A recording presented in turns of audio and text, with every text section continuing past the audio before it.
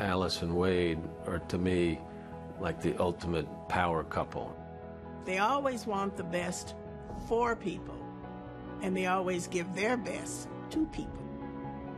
When my father decided to help integrate the University of Louisville basketball program, it's not surprising that he took that challenge.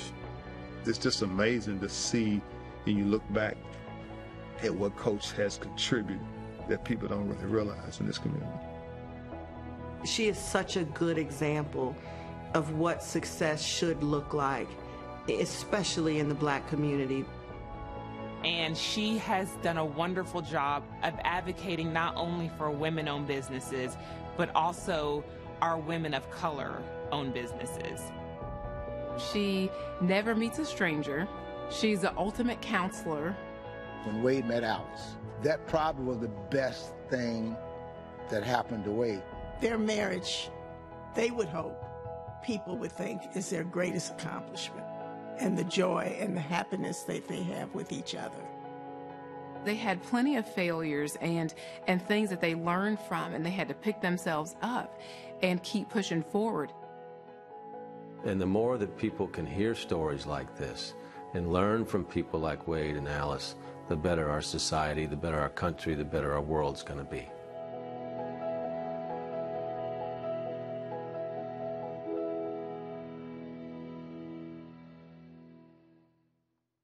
I was born here in Louisville, Kentucky, on December the 15th, 1946, on Grand Avenue in the west end of Louisville. And when I think about my life's experiences, I have to think about family, faith, education, and athletics, but especially that foundation of growing up on Grand Avenue.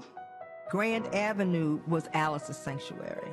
We all grew up in very grounded communities wherever we were in this city. And that's very special. And Grand Avenue was a very, very special place. Grand Avenue was like a small community, and it was a safe community. However, she understood at a very early age what she could not do because she was Black. Because when we were in segregated schools, we were taught our history. We were taught where we came from, how we got here, and the struggles. And we participated in the civil rights struggles. So we wanted and always wanted fairness, not more, just equal. I was born in Alcoa, Tennessee, October 9th, 1944. The city of Alcoa was a very unique city in that it was named after the aluminum company, Alcoa Aluminum, which was one of the largest aluminum companies in the world. The city, in my estimation, was far advanced than a lot of southern towns, primarily because Alcoa pumped quite a bit of money into that city for its workers. So the story behind this is that when Alcoa first came here, they had a lot of people working in the pot room, right? So they went out into Alabama, Georgia, and Mississippi, and pulled in Blacks who were able to really withstand the heat and work in the pot room. And that's how this whole community came together. That's why we were probably so close in terms of family, because we all came in as strangers and we started to bond. Right. Dad used to talk about mentoring the young Black guys that were coming in because he felt that they weren't just tough enough to stick it out. Right. And so he was saying, what the money you could make, good jobs, now you're supporting your family, your homes and cars. He said, because they didn't want to stay. I come from such a legacy of strong, motivated, beautiful, impactful, activist women.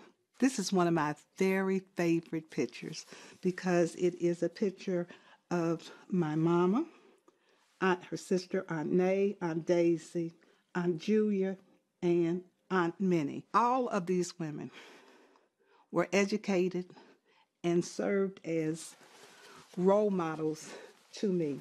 The history of my father was similar to a lot of African Americans back in the 40s and late 30s, in that they had menial jobs at the plants.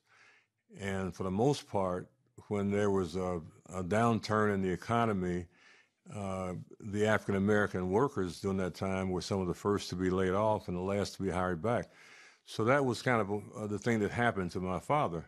And my mother, for the most part, was a homemaker.